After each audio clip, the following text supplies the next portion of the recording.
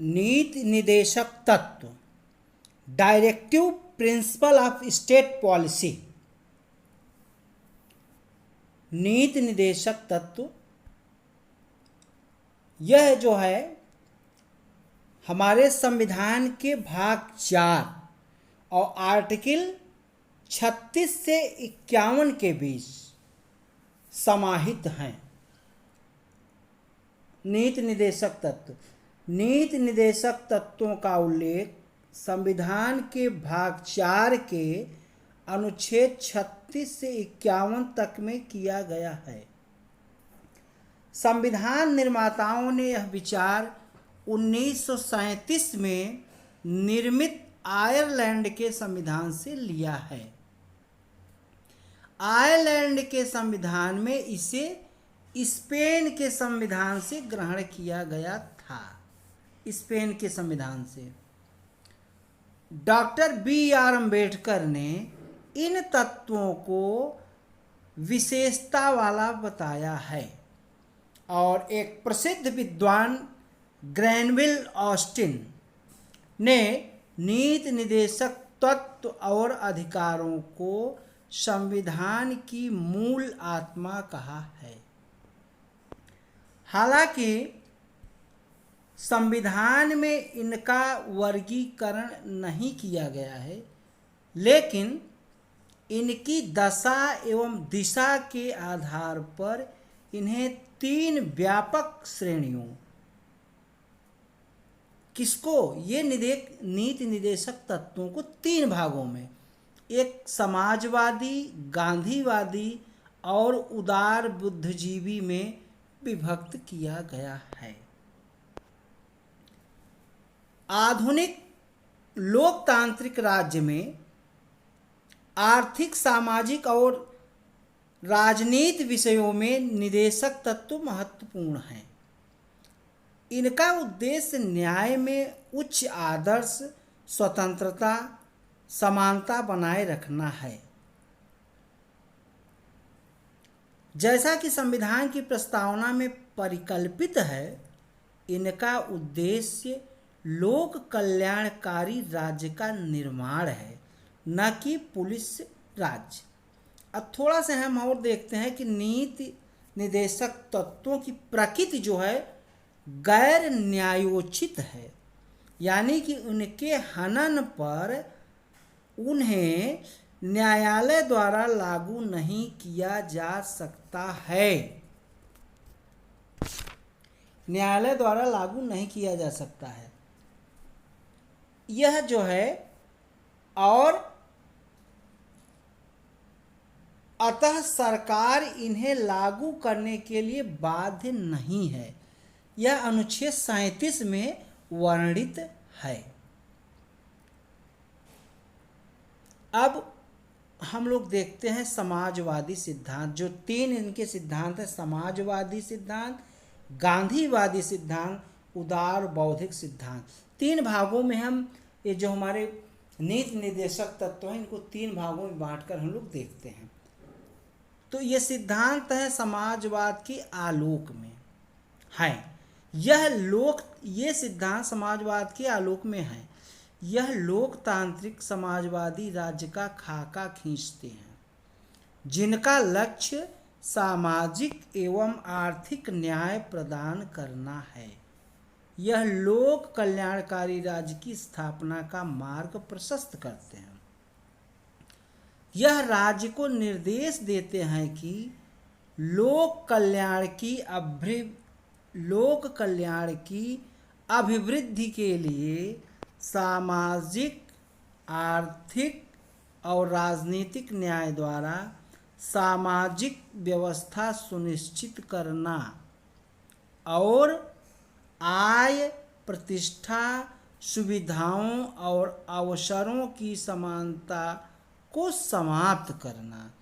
यह अनुच्छेद 38, आर्टिकल 38 या अनुच्छेद 38 में वर्णित है। इन सब को हमको ध्यान रखना है, क्योंकि कंपटीशन में जो है वो एक तरफ तो आर्टिकल दिया रहेगा, दूसरे तरफ ये विचार दिए रहेंगे और मिलान करने के लिए आता है। इसलिए हमको यहाँ इसको याद करना, दिमाग में जरूर बनाए रखना है। फिर उसके बाद है दूसरा, सभी नागरिकों को जीविका के पर्याप्त साधन प्राप्त करने का अधिकार। सामूहिक हित के लिए समुदाय के भौतिक संसाधनों का सम वितरण, धन और उत्पादन के साधनों का सकेंद्रण रोकना। धन और उत्पादन के साधनों का सकेंद्रण मतलब एक जगह ये न हो बल्कि बराबर। इसका मतलब ही हुआ समाजवादी मतलब लोगों में समानता हो, सबको धन और उत्पादन मतलब चीज़ें मिलनी चाहिए। पुरुषों और स्त्रियों को समान कार्य के लिए समान वेतन। कर्मकारों के स्वास्थ्य और शक्ति तथा बालकों को अव्यवस्था के दुरुपयोग से संरक्षण। बालकों को स्वास्थ्य विकास के अवसर। ये सारी चीज़ें अनुच्छेद 39 में वर्णित हैं। उसके बाद हम 39 का को भी देखते हैं। 39 ये क है, समान न्याय एवं गरीबों को निःशुल्क विधिक सहायता उपलब्ध कराना। ये अनुच्छेद 39 क में वर्णित है। समान न्याय एवं गरीबों को निःशुल्क विधिक सहायता उपलब्ध कराना। चौथा, काम पाने के, शिक्षा पाने के और बेकारी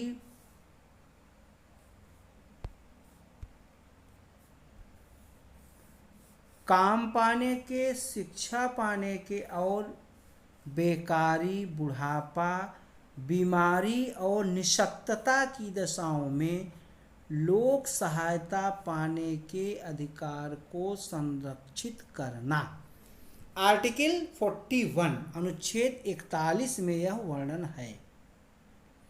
पांचवा है, काम की न्याय संगत और मानव उचित दशाओं का तथा प्रसूति सहायता को उपलब्ध कराना। ये अनुच्छेद 42 में वर्णित है। आर्टिकल 42। छठा है, सभी कर्मकारों के लिए निर्वाह, मजदूरी, शिष्ट जीवन स्तर तथा सामाजिक और सांस्कृतिक अवसर। सामाजिक और सांस्कृतिक अवसर अनुच्छेद 43। सातवां है, उद्योगों के प्रबंधन में कर्मकारों के भाग लेने के लिए कदम उठाना।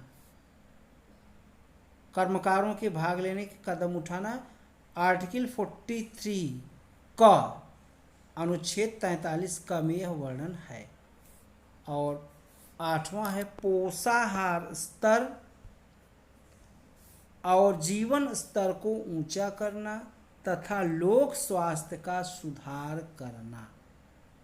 लोक स्वास्थ्य का सुधार करना, पोषाहार, ये सब ध्यान रखें, अनुच्छेद 47 में है।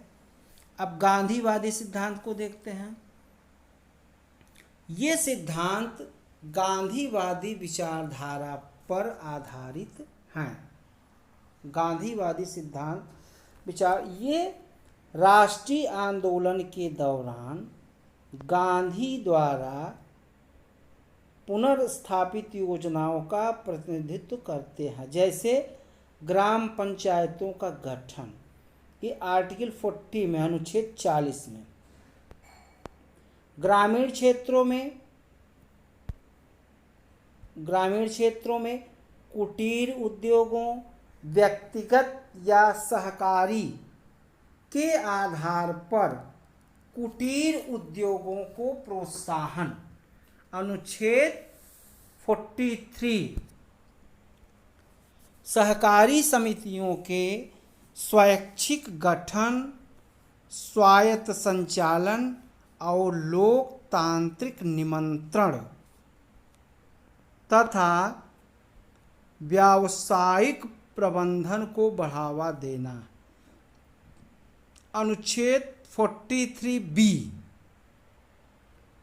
43B अनुसूचित जात एवं जनजात मतलब SC और ST तथा समाज के कमजोर वर्गों के शैक्षणिक एवं आर्थिक हितों को प्रोत्साहन और सामाजिक अन्याय एवं शोषण से सुरक्षा 46। 47 में, अनुच्छेद 47 में क्या है? स्वास्थ्य के लिए नुकसानदायक नशीली दवाओं, मदिरा, ड्रग के औषधीय प्रयोजनों से भिन्न उपभोग पर प्रतिबंध, यह अनुच्छेद 47 में वर्णन है। गाय, बछड़ा व अन्य दुधारू पशुओं की बलि पर रोक और उनकी नस्लों में सुधार को प्रोत्साहन, अनुच्छेद 48 में। उदार बौद्धिक सिद्धांत, तीसरे को हम लोग देखते हैं। इस श्रेणी में उन सिद्धांतों को शामिल किया गया है जो उदारवादी विचारधारा से संबंधित हैं। उदारवादी विचारधारा से संबंधित हैं। यह राज्य को निर्देश देते हैं कि भारत के समस्त राज्य में नागरिकों के लिए एक समान सिविल संहिता, जिसे हम समान नागरिक संहिता कहते हैं, यह अनुच्छेद 44 में वर्णन है इसका।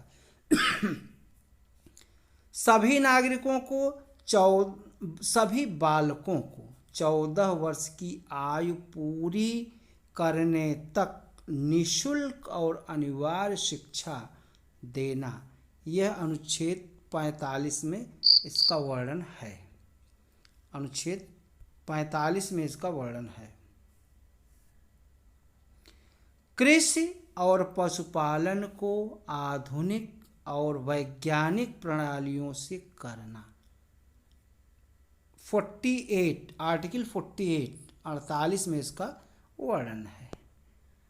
पर्यावरण का संरक्षण तथा संवर्धन और वन तथा वन्य जीवों की रक्षा, ये 48A में इसका वर्णन है। राष्ट्रीय महत्व वाले घोषित किए गए कलात्मक या ऐतिहासिक अभिरुचि वाले स्मारक या स्थान या वस्तु का संरक्षण करना 49 में है।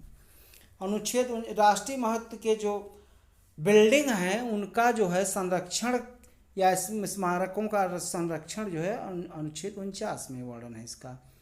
राज्य की लोक सेवाओं में न्यायपालिका को कार्यपालिका से पृथक करना, यह आर्टिकल 50 में है। 50 में अंतर्राष्ट्रीय शांति और सुरक्षा की वृद्धि करना तथा राष्ट्रों के बीच न्यायपूर्ण और सम्मानपूर्ण संबंधों को बनाए रखना। अंतर्राष्ट्रीय विधि और संधि बाध्यताओं के प्रति आदर बढ़ाना और अंतर्राष्ट्रीय विवादों को मध्यस्थ द्वारा निपटाने के लिए प्रोत्साहन देना, आर्टिकल 51 अनुच्छेद 51 में इसका वर्णन है।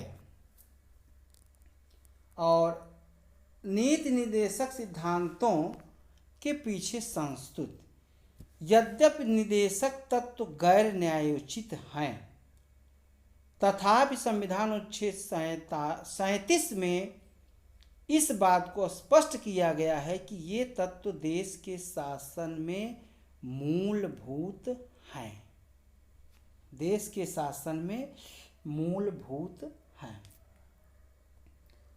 अब हम थोड़ा सा और इसको यहाँ पर देखते हैं कि मूल अधिकारों एवं निदेशक तत्वों में टकराव।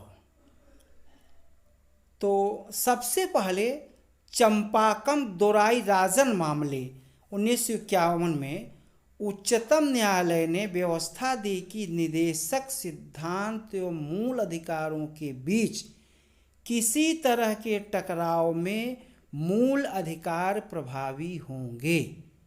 इसमें घोषणा की गई है कि निदेशक सिद्धांत मूल अधिकारों के पूरक के रूप में निश्चित रूप से लागू होंगे, निश्चित रूप से लागू होंगे। और 1967 में उच्चतम न्यायालय के फैसले में मतलब ये गोलकनाथ मामले में एक व्यापक परिवर्तन हुआ। इस मामले में उच्चतम न्यायालय ने व्यवस्था दी कि संसद किसी मूल अधिकार जो अपनी प्रकृति में उल्लंघनीय है को समाप्त नहीं कर सकता है। तो आज इतना ही।